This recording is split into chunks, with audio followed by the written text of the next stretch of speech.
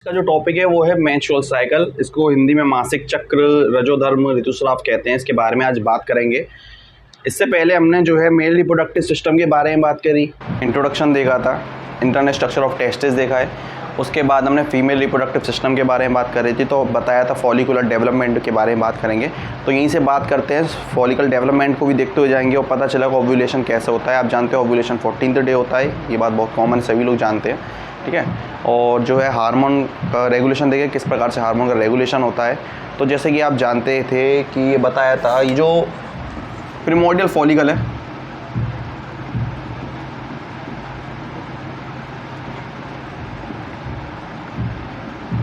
इसका डेवलपमेंट होगा, प्रिमोर्डियल फॉलिकल का डेवलपमेंट होगा, ठीक है ना।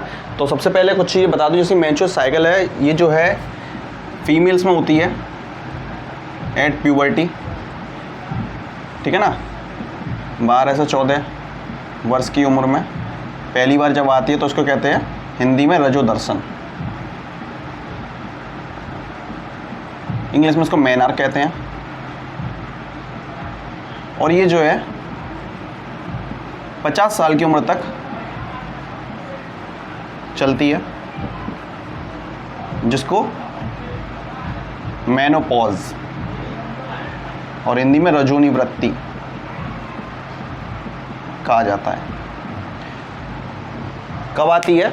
एट प्यूबर्टी, फीमेल्स में मिलती है, मेल्स में नहीं होती है। 12 से 14 वर्ष की उम्र पे चालू होती है, जिसे मेनार्स कहा जाता है, रजोदर्शन हिंदी में कहते हैं।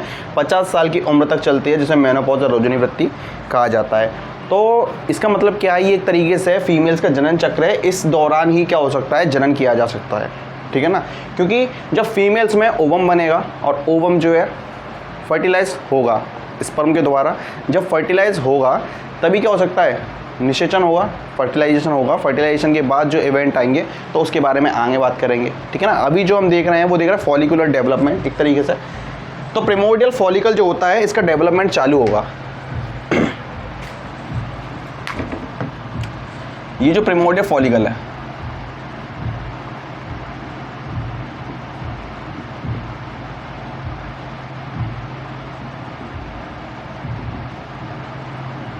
इसके आसपास पाई जाएंगी सेल्स, जो कि अभी बहुत थिन है। ये ग्रेनुलोसा सेल्स है, अभी ये बहुत थिन है, ठीक है ना। और अभी ये जो इवेंट की बात कर रहा हूँ, ये मैं जो गर्भ में इस समय चाइल्ड है, फीमेल चाइल्ड है, तो आप जानते हैं उसी के अंदर फॉलिकल्स बन जाते हैं। और जब at the age of puberty तक अगर बात करें तो जो फॉलिकल बचते हैं वो 65 से 40 हज़ार तक फॉलिकल बचते हैं, ठीक है ना। ये बात हम जानते हैं। तो ये जो प्रिमोर्डियल फॉलिकल है, इसका डेवलपमेंट चालू होगा, ठीक है ना। इसका डेवलपमेंट जब चालू होगा तो ये आगे जाके प्राइमरी फॉलिकल में बनेगा। ये आगे जाके क्या बनेगा? प्राइमरी फॉलिकल बनता है।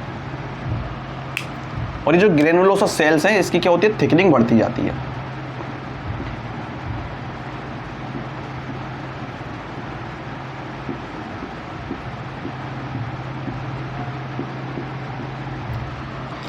ये बना प्राइमरी फॉलिकल।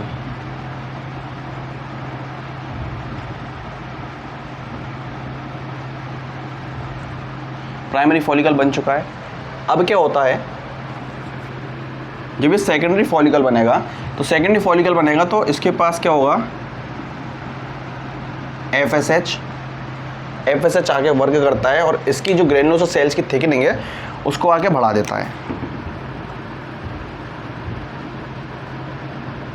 इन ग्रेनुलोसा सेल्स की थिकनिंग को आगे बढ़ाएगा।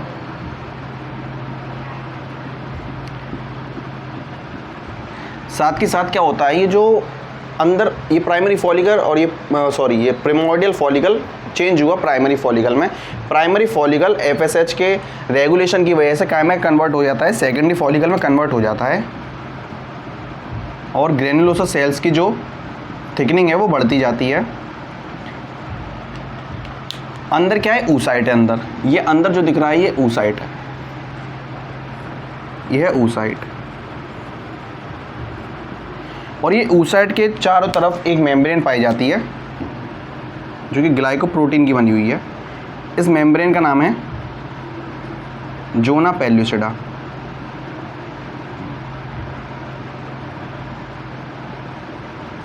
ये मेम्ब्रेन है ज़ोना पेल्विसिडा।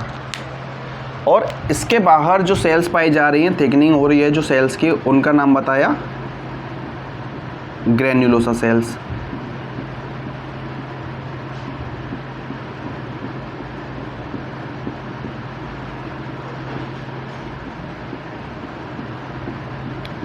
ये जो सेल्स हैं ये हैं ग्रेन्युलोसा सेल्स।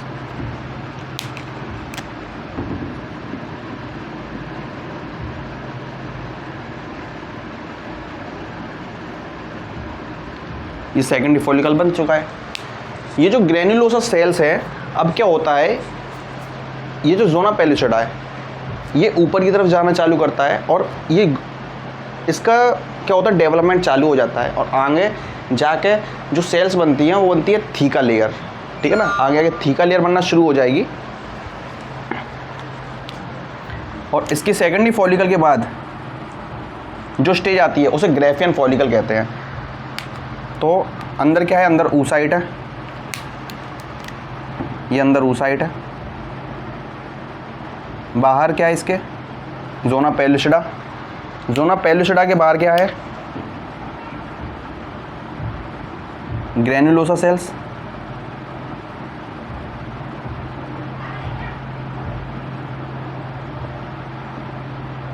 और जो चेंजेस होता है, अब ये चेंजेस जो आते हैं वो ये आते हैं कि इसके चारों तरफ थीका लेयर बनती है।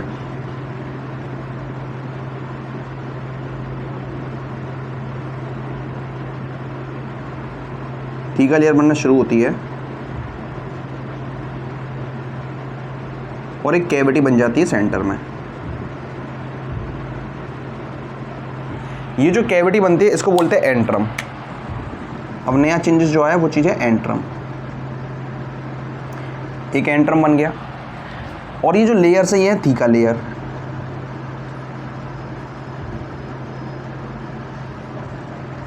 अंदर वाली है थीका इंटरना और बाहर वाली कहलाती है थीका एक्सटर्ना।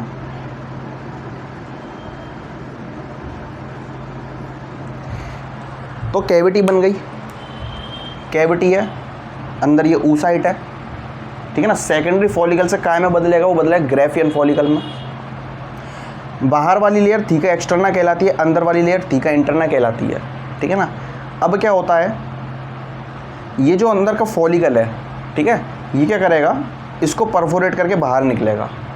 ठीक है, ग्राफियन फॉलिकल को परफोरेट करेगा और बाहर निकलेगा। ठीक है ना, बाकी सब जो जानते हैं, अंदर ये जो लाइनिंग ग्लाइकोप्रोटीन की ज़ोना पेल्विसिडा ग्रेन्युलोसा सेल्स है। ठीक है ना, ये ग्रेन्युलोसा सेल्स आगे जाके कन्वर्ट हो जाती है कोरोना रेडिएटा में। और कोरोना रेडिएटा में जब वो कन्वर्ट हो जाती है तो जो स्पर्म होता है, स्पर्म के एक्रोसोम के अंदर हाइलोएरिडोनेस का एक नाम का एंजाइम पाया जाता है जो कि इन कोरोना रेडिएटा नाम की सेल्स को क्या कर देता है, फाड़ता है। ठीक है ना, इनको चीरता हुआ ग्लाइकोप्रोटीन की ज़ोना पेल्विसिडा तक पहुँचता है।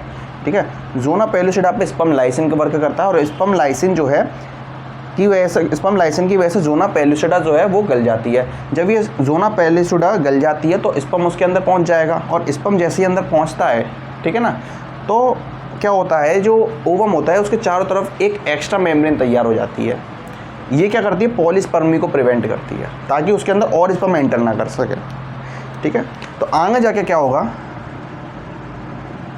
ये जो इस समय बन गया सेकेंडरी फॉलिकल के बाद क्या बना, ये बना ग्राफियन फॉलिकल।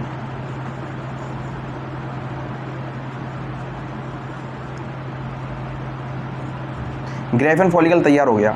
ग्राफियन फॉलिकल के बाद क्या होता है, अब होता है ओव्यूलेशन। ओव्यूलेशन होगा तो क्या होगा, ये जो अंदर oocyte है, ये जो अंदर oocyte था, ये क्या करेगा, ये बाहर निकल आएगा।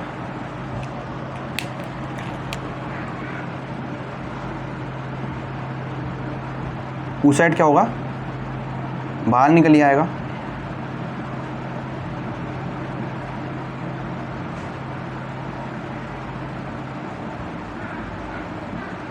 और ओव्यूलेशन जो 14th डे होता है, इसके लिए देखेंगे जब हार्मोनल रेगुलेशन के बारे में बात करेंगे तो हमें पता चलेगा कि कौन से डे क्या क्या होता है।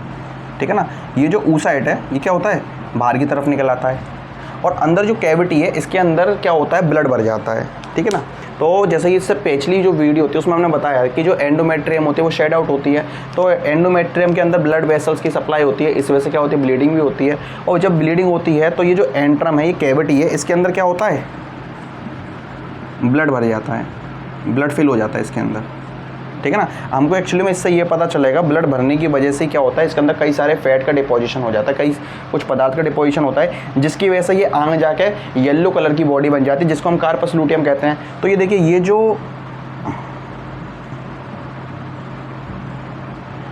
oocyte है, ठीक है ना, जैसे ही क्या होता है ओव्यूलेशन होता है, ये क्या हो जाएगा, ये बॉडी से बाहर चला जाएगा,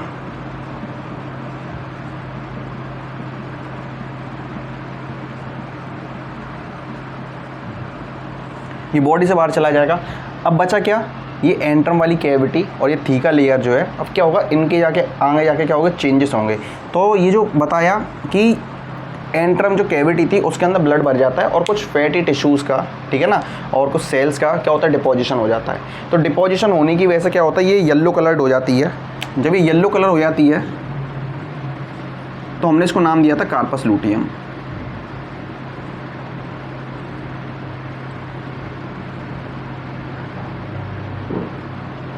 ये चीज़ क्या कहलाती है, ये चीज़ कहलाती है कार्पस लूटियम।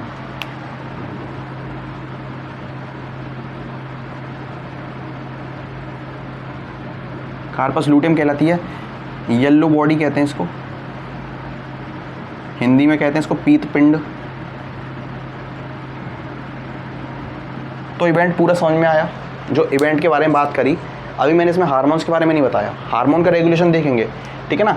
तो क्या हुआ, प्रिमोर्डियल फॉलिकल था, ठीक है ना, जो जन्म से पहले है, उसके अंदर क्या होते हैं, चेंजेस होते हैं।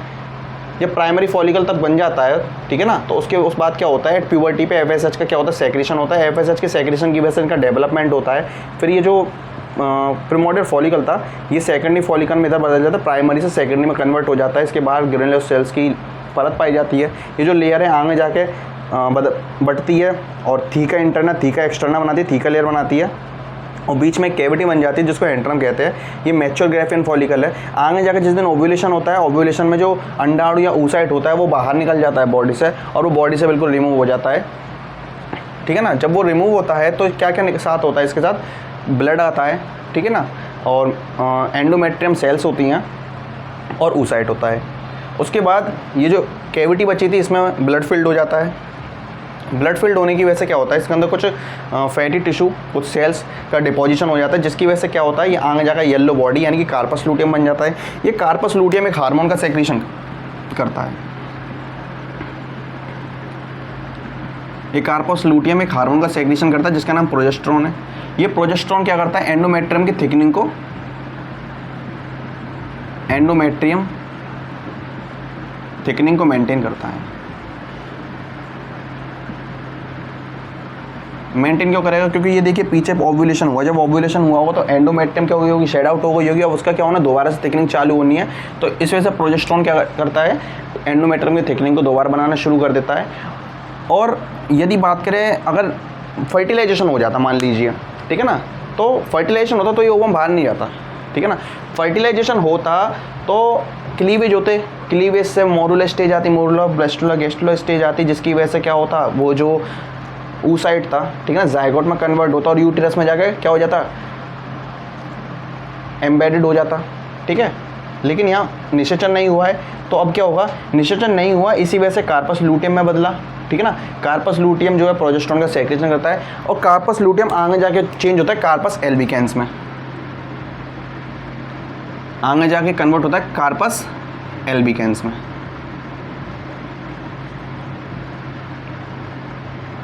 कार्पस एल्बिकेंस आगे ट्रेसिया में चला जाता है और फिर एक नई साइकिल चालू हो जाती है, फिर एक नई साइकिल चालू हो जाती है। ये जो प्रिमोर्डियल फॉलिकल है, ये सिर्फ एक नहीं होता, कम से कम 4 से 6 प्रिमोर्डियल फॉलिकल क्या करते हैं, साथ साथ चलते हैं। उनमें से कोई एक ही होता है जो डेवलपमेंट जिसका चालू होता है, और बाकी सारे ट्रेसिया में चले जाते हैं। प्रिमोर्डियल फॉलिकल फिर प्राइमरी फॉलिकल में बदलता है। एफएसएच का जो है सेक्रेशन होता है, एफएसएच का सेक्रेशन हम जानते हैं, हमारी जो है पिट्यूटरी से होता है, ठीक है ना।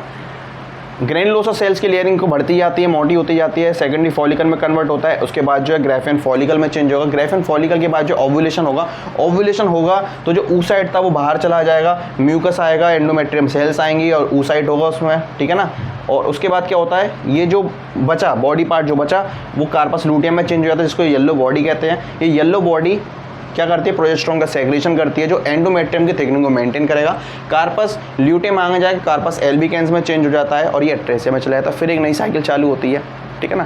तो अभी जो है इसमें देखेंगे कि हार्मोन्स का किस तरीके से रेगुलेशन होता है, कौन कौन सी सेल्स क्या क्या हार्मोन्स का सेक्रेशन करती हैं, क्योंकि हार्मोन का बहुत बड़ा रोल है बॉडी में। हार्मोन्स ही सब कुछ मेंटेन कर रही हैं, ठीक है ना। ये जैसे देख रहे हैं प्रोजेस्टेरोन जो है, प्रोजेस्टेरोन का लेवल जब तक बढ़ा रहता है तो एंडोमेट्रियम की थिकनिंग बनी रहती है, ठीक है ना। लेकिन जैसे ही 14th डे एलएस सर्ज आता है, उसकी वजह से क्या होता है, जैसे एलएस सर्ज आता है तो बॉडी जो है एंडोमेट्रियम की सेल्स वो क्या करते हैं, रप्चर कर जाती है। रप्चर करने की वजह से क्या होता है, पूरी एंडोमेट्रियम शेड आउट हो जाती है, ठीक है ना। तो इसके बारे में बात करेंगे, अभी के लिए इतना काफ़ी है।